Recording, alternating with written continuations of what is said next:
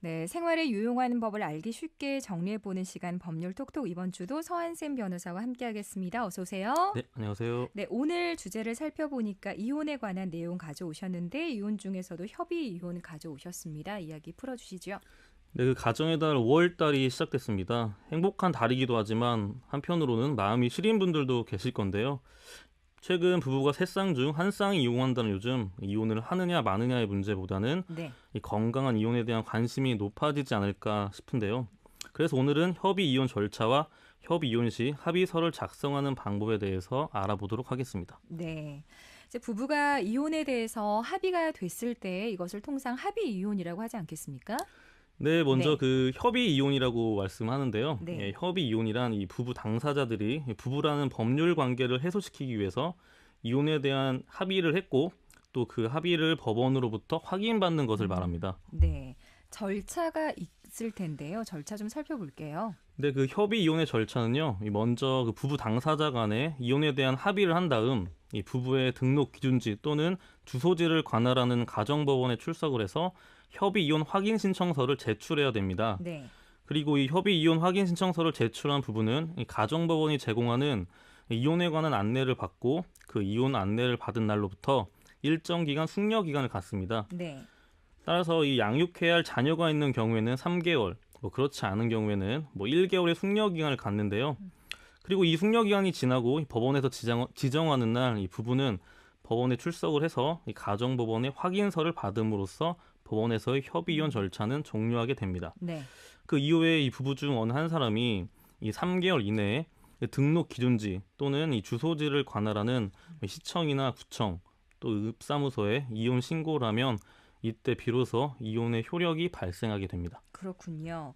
특이한 게 양육해야 할 자녀가 있는 경우에는 숙려 기간이 3개월, 자녀가 없는 경우에는 숙려 기간이 한 달 정도 된다고 합니다. 맞습니다. 과정상 협의 이혼 확의서를 부부가 법원에 출석해서 제출해야 한다고 하는데 이걸 좀 꺼리는 분들도 계실 것 같습니다. 어떻습니까? 근데 그 먼저 그 이혼까지 결심하셨다면요. 사실 서로 얼굴을 안 보고 싶은 심정은 이해는 하지만 이 협의 이혼은 원칙적으로는 가정법원에서 이 부부 모두 함께 출석을 해서 그 진행을 해야 됩니다. 네. 따라서 이 변호사를 선임해서 뭐 변호사 혼자 출석한다든지 그런 것은 허용되지 않습니다. 네. 하지만 이 부부 중 한쪽이 뭐 재외 국민이라거나 아니면 뭐 수감자로 뭐 출석하기 어려운 경우엔요.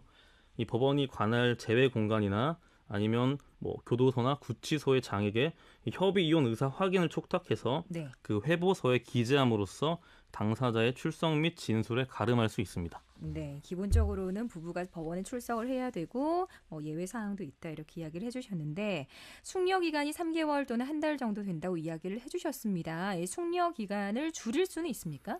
네, 이 숙려 기간은 사실 이혼을 할 때 네, 조금 더 신중하게 생각을 해보고 결정을 하는 정책적 배려에서 나온 제도입니다. 네, 따라서 이 숙려 기간을 단축하고 싶으면 이 가정법원에 단축 신청은 할 수는 있습니다. 그러나 이 부부 사이에 뭐 폭력이 있다거나 뭐 그러한 예외적인 사정이 있는 경우 아니라면 실무상 잘 받아들여지지는 않습니다. 그렇군요. 이 만약에 숙려 기간 중이거나 지난 다음에 법원의 확인서를 받았습니다. 그런데 그때 가서 이제 이혼을 하고 싶지 않다, 마음이 바뀌었다면 어떻게 해야 되는 걸까요? 굉장히 당황스러울 수 있는 상황이잖아요. 네, 그 네, 협의 이혼 의사 확인 신청은 이 가정법원의 확인을 받기 전까지는요. 이 취하 신청서를 법원에 제출하거나 아니면 뭐 부부 일방 또는 쌍방이 법원에서 지정하는 날 출석하지 않은 경우에도 이 취한 것으로 보고 있습니다. 네, 그리고 이 가정법원으로부터 이 협의 이혼 의사를 확인을 받은 이후에 뭐 이혼 의사가 또 없어질 수도 있잖아요, 사실. 네. 그 이후에도 이 행정관청에 이혼 신고서를 제출하지 않거나 아니면 이혼 신고서가 수리되기 전에 뭐 이혼 의사 철회서를 시청이나 읍 면사무소에 제출하면 네, 이혼 의사가 철회됩니다. 그렇군요. 그럼 여기서 주의하실 점은요.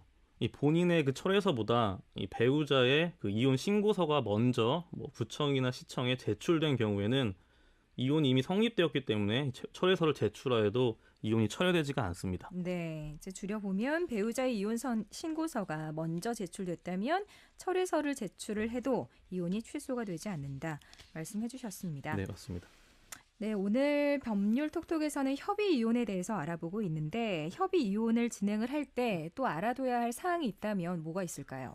근데 그 숙려 기간이 지나고 나서 이 가정법원은 부부 양쪽의 이혼 의사 등을 확인하고 그 확인서를 작성하고 양육할 자녀가 있는 경우에는 자녀 양육권과 친권자 결정에 대해서 협의서를 작성해야 하는데요. 네, 이게 좀 중요해 보이더라고요. 네, 네, 이때 양육비 부담 조서를 작성하는 것이 참 중요합니다. 네, 이 양육비 부담 조서는 이 법원의 판결과 같은 효력을 갖고 있기 때문에 이 만약에 상대방이 양육비 부담 조서에 적힌 금액을 지급하지 않는다면 이 강제 집행을 할 수도 있습니다. 네. 따라서 협의 이혼 시 양육비 부담 조서를 작성하는 것이 참 중요하다고 할 수 있습니다. 네, 양육비 부담 조서 제대로 작성을 좀 하셔야 되겠고 혹시나 양육비 부담 조서 이외에 합의서를 작성을 해둬야 하는 부분, 그러니까 문서로 남겨둬야 될 부분이 있을까요? 근데 그 협의 이혼 시 합의서를 참 잘 작성하는 것이 추후의 다툼의 소지를 줄이는 방법인데요. 그래서 이 합의서를 참 잘 작성해야 됩니다. 네, 먼저 이 합의서를 작성할 때는 뭐 이혼, 뭐 양육권과 친권, 양육비, 뭐 면접 교섭권, 뭐 위자료와 재산 분할을 어떻게 할 것인지에 대하여 이 합의를 하고 네. 합의된 내용을 합의서에 구체적으로 기재해야 됩니다. 그렇군요. 뭐 정해진 양식이 있는 것인지 또 구체적으로 어떠한 문구가 들어가야 할 것인지 궁금한데 조금 더 구체적으로 풀어주시죠. 네, 일단 그 합의서는 형식은 구애받지는 않습니다. 네. 따라서 자유롭게 작성하실 수는 있는데요. 일반적으로 합의서의 그 형식적 기재 사항으로는 뭐 부부 당사자의 뭐 이름과 주소, 뭐 주민번호 등 뭐 인적사항을 기재해야 됩니다. 만약에 미성년자 자녀가 있는 분들은 이 자녀의 인적사항 역시 작성해야 됩니다. 네. 그리고 가장 중요한 내용을 작성해야 되는데요. 첫 번째로 이 합의서에는 뭐 이혼을 한다라는 말이 들어가야 됩니다. 뭐 예를 들어서 갑과 을은 이혼한다. 이런 식의 기재를 해야 이혼에 대한 합의가 있다고 볼 수 있겠죠. 네.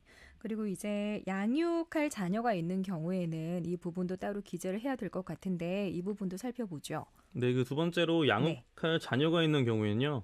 이 친권자 및 양육자를 정하는 문구가 들어가야 됩니다. 뭐 예를 들어서 누구누구의 친권자 및 양육자로 뭐 갑을 지정한다.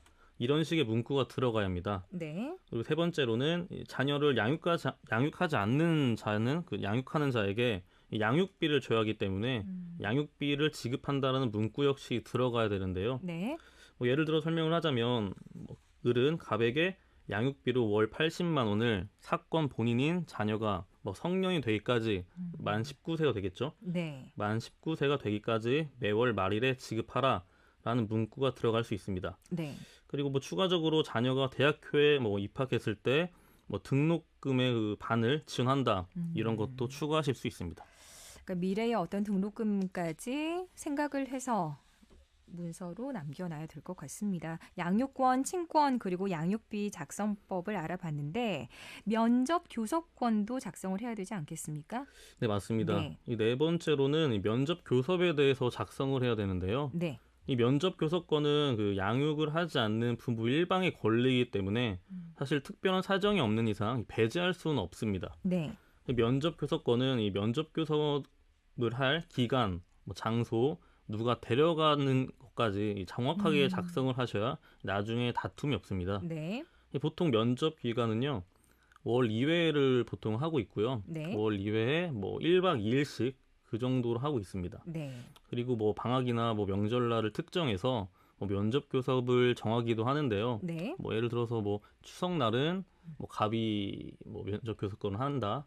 혹은 뭐 설날은 뭐 을이 뭐 어머니인 을이 한다. 뭐 이런 식이 될 수 있습니다. 굉장히 자세한 일정까지 면접 교섭권에 포함이 돼서 이렇게 합의하에 이런 것들도 기재를 해야 되는군요. 네. 네. 위자료 재산 분할 이것도 굉장히 중요해 보입니다. 이건 어떻게 해야 됩니까? 근데 뭐 이게 가장 네. 중요한 부분일 것 같아요, 사실. 따라서 먼저 그 위자료에 대해서 뭐 예를 들어 보자면 뭐 갑은 을에게 이혼에 대한 위자료로 뭐 금 3천만 원을 언제까지 지급한다라고 작성을 하시면 됩니다. 네. 그런데 이때 중요한 것이 위자료를 지급하지 않았을 때 뭐 어느 정도 간접적으로 강제할 수 있는 부분이 필요한데요. 그렇겠죠? 그것을 위해서는 이러한 문구를 좀 추가하시면 좋을 것 같습니다. 네. 뭐 만약 갑이 을에게 위자료를 언제까지 지급하지 않았을 경우 뭐 연 15%나 뭐 연 10%의 연체 이자를 지급하라라는 것을 추가하시면 됩니다. 네. 그리고 이 재산 분할을 또 알아보면요.